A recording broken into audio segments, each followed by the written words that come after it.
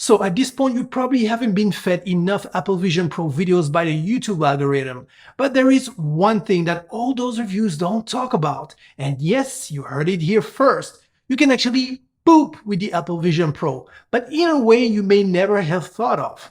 So let's take a look.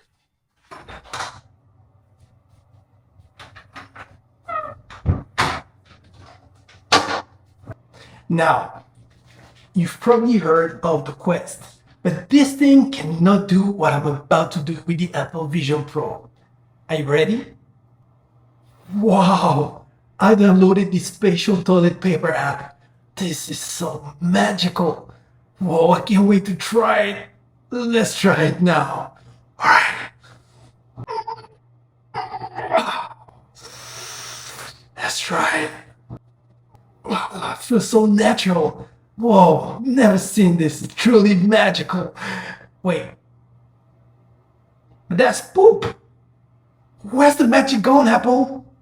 Hello, I'm Kay, also known as the Human Tube or the Human Algorithm. And okay, maybe that intro was a bit too much, but was it really? Because I don't know about you, but I cannot open my YouTube and if I don't see like 10 Apple Vision Pro videos, there's an issue. Now, don't get me wrong, I actually love Apple products. I'm actually rocking a MacBook Pro and I absolutely love my iPad Pro as well as my iPhone. So if you think I'm an Apple hater, try again. What I want to talk about today is why this actually outlines some of the issues with YouTube. And don't get me wrong, I absolutely love YouTube. And I say this in every video, YouTube is such an opportunity. But we're here to try to make YouTube better. So that's what we're going to try to do. And I'm going to try to outline which lessons we can learn from all of this. And the first thing that comes to my mind is overdose. Now, just think about it. I don't know about you, but I like pizza. But just imagine if you have pizza in the morning, you have pizza for lunch, you have pizza for dinner, even at 4 o'clock you want a snack, pizza again, and please, the same pizza, not a different one. We want exactly the same pizza. From Monday to Sunday, 30 days or 31 days per year, the whole year. Trust me, I give you not even 1 year. After 2 months, you're probably gonna hate pizza for the rest of your life. Your life. And the same thing happens here on YouTube. Oh, a new product is out. And then it's not really YouTube's fault, or maybe it is because of the algorithm that has to be fed. Like, like a giant sumo baby that needs its food, Because of the YouTube game, YouTubers know, hey, when something is trending, you should post videos about it. And okay, I'm also posting a video about the Apple Vision Pro, but do what I say, don't do what I do. Now, jokes apart, I find it funny, and of course, this is the YouTube game, so I'm not blaming YouTubers, right?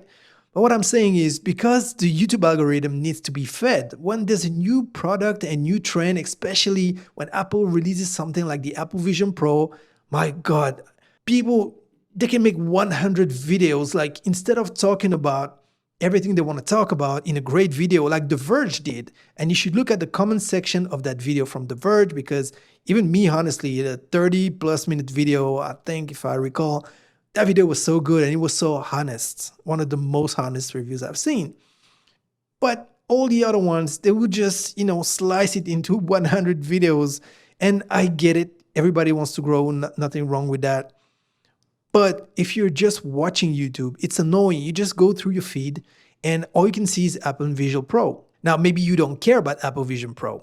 Or maybe you do, but even if you do, think about the pizza example. Even if you love pizza, it can have the opposite effect. As a matter of fact, I love Apple products, but I've seen so many of those videos, I'm kind of starting to be biased against the Apple Vision Pro when initially I was so excited about it. And that's why I think I'm going to stop watching videos about the Apple Vision Pro, or I'm just really going to be picky about which ones, because I actually want to love this product. And even though it's not available where I live, but in the future, of course, I want to get my hands on one. I want to try it. And I'm sure it's a great device, but I'm also sure it's going to get better with future iterations. So even if it was available here, that price point, I'm not really sure I would have gone for it. But more about that in a moment, because I think that the tech that's in there justify the price. Now, you may not like that, But if you look at the tech that's in there, 4,000, I know it sounds like a lot, but it may not be a lot. But I think there are good news around the corner. But I'm digressing.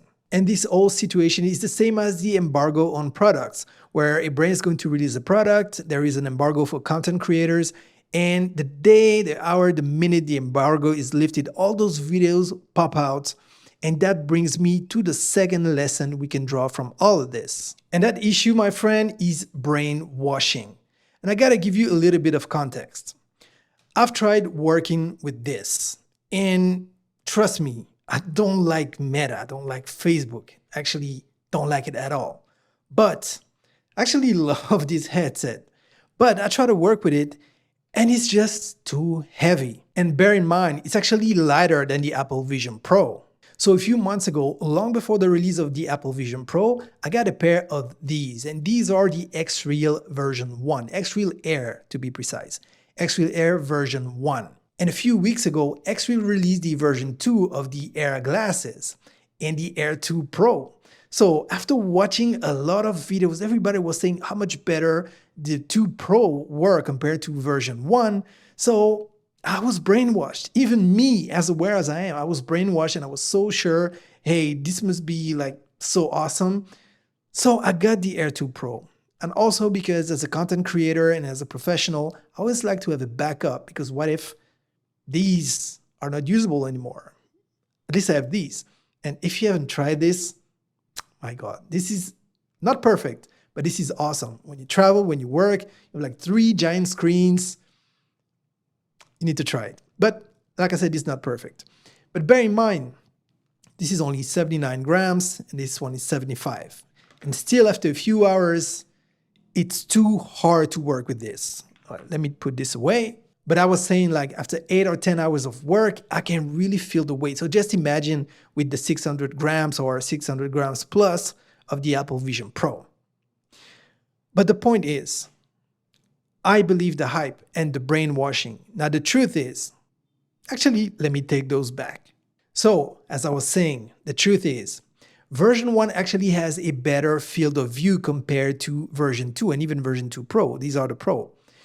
The vertical FOV, I could notice a difference. And also, the text is sharp all around on version 1, whereas on version 2, on the edges, it's not as sharp. And I was trying to edit a video today and I could see it because I've been rocking these for the past weeks, working every day with these.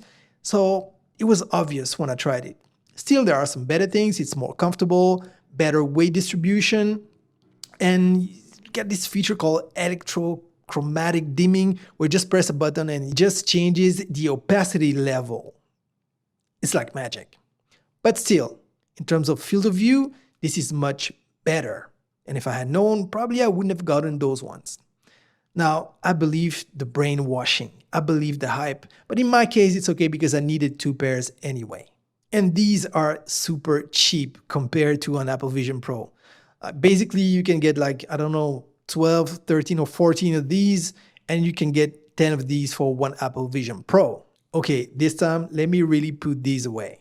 But now imagine if you believe the hype and actually purchase this for $3,500 or $4,000, and then you realize, hey, my Quest 3 can actually do better at this time. I'm not saying it's better because I know the quality of Apple, and even though I haven't tried the Apple Vision Pro, I'm pretty sure it's awesome. But I'm just saying, if you're gonna believe the hype, because there is some hype, you might really be bitter about it, or you're going to try to justify your purchase.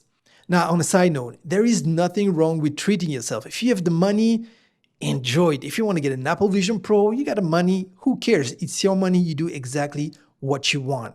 But when I see that people actually purchase the Apple Vision Pro from Europe or any other part of the globe and flew to New York, I mean, they better be happy with their purchase, because otherwise that's really going to hurt. Because not only think about what you paid for the Apple Vision Pro, but the trip, the plane, the hotel, maybe you have to take some days off from work. And if in the end you don't like the products, ouch. And that brings me to another lesson that we can learn from all of this. YouTube today is mainly a marketing platform. It started as a content platform and there is still a lot of content, But as you notice, not all content is welcome on the platform, and it's understandable. It's a business, they're trying to make money, so of course, they want the content to be curated. But you see a shift from actually enjoying watching some videos about random stuff to purely marketing. And in the case of the Apple Vision Pro, it's marketing genius. If you know anything about VR, I'm actually quite excited that Apple got into the game because now everybody's getting aware about VR, AR, and all of that. Whereas before, it was more like a gimmick. You would tell someone, hey, I have a VR headset. They would look at you like, interesting. But then they think you're a weirdo. And now everybody's like, oh, spatial video, spatial computing. So that's awesome because now it's going to be easier to convert people to AR and VR. And why do I say convert? Well, just because when you try this headset for the first time, you have those experiences you just want to share with everyone. You cannot really go back to a flat gaming surface once you tried a VR game, but that's for another debate. But back to what I was saying, Meta tried to sell the Quest Pro for about $2,000 and it was a flop. Let's call it how it is. It was a flop and for a good reason. This was laughable. And just, less than a year later or a year later, they have the Quest 3, which is actually much better, except for the eye tracking and a few other things. But all in all, the Quest 3 is overall a better headset. And now Apple, believe it or not, they have internet and I heard they have a pretty good connection. So they watch some videos and they notice, hey, nobody's buying that stuff. So how can we make it better? And how can we make people buy a $2,000 headset when Meta failed to do it? Easy. You just release a $4,000 headset, then get the hype as hyped up as it can be and make everybody on the planet want an Apple Vision Pro. So just release a small amount, like 80,000 units. Given your previous figures, it's going to be sold out in a couple of days. So then everybody really wants it, but they're like, oh, life's hard. That's too much money. And then about a year from now, or maybe a year and a half, Apple releases the Apple Vision or Apple Vision Air, or however they're going to call it, for $1,999, for example, or $1,899, and everybody will be like, oh wow, that's so cheap.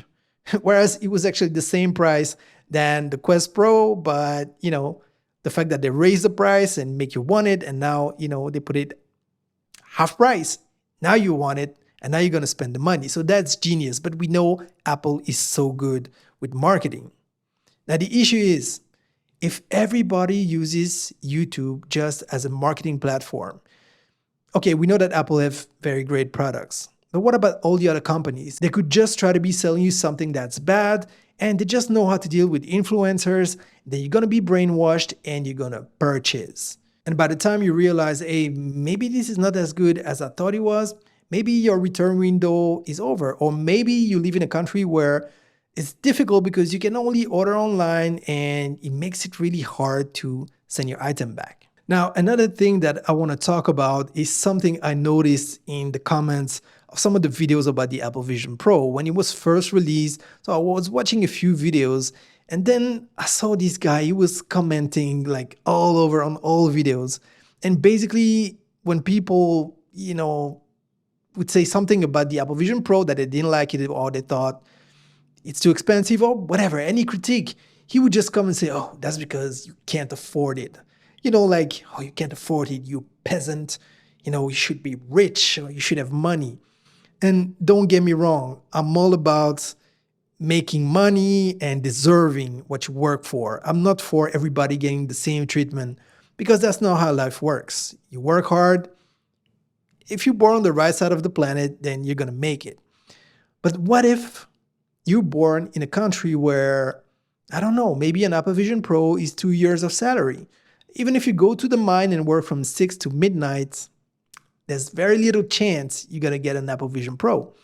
So what if you were born in that situation and someone just tells you, oh, you can't afford it, and I found that this is really dividing people on YouTube. Now, there are billions of people watching YouTube. So yeah, some people don't have the funds, don't have the money. And some of the comments say, well, if they didn't have the money, they wouldn't have the internet. Well, you never been to those places. Some of those people, they'd be just sniffing some Wi-Fi network, on an old smartphone from, I don't know, 10 years ago. They'll be rocking that and just watching on a broken screen. And I'm not trying to, draw pity out of all this. And I'm not trying to make people feel bad. Like I said, if you work for what you purchasing, you have all rights to enjoy it. Now I'm talking about those losers that come and just insult people that don't have the money at this point, because maybe they will in the future. But at this point, some people, they just don't have the money. They just, they're trying to analyze, maybe they're trying to daydream about what they want to purchase, and being insulted because they don't have the money. In my opinion, it doesn't bring anything to the table. It doesn't make YouTube a better place. So that's one little word I wanted to share about this, because I think that if we want the platform to become better, it starts with us. And yeah, I get it, life can be harsh, but life can be good also. It depends how you look at it. So I hope you enjoyed this video, and please let me know what you think about all of this. I would really like to know what you think about it. Now, in case you didn't know, one of the goals of this channel is to put the you back in YouTube and make YouTube great again. So I hope to see you in the next one.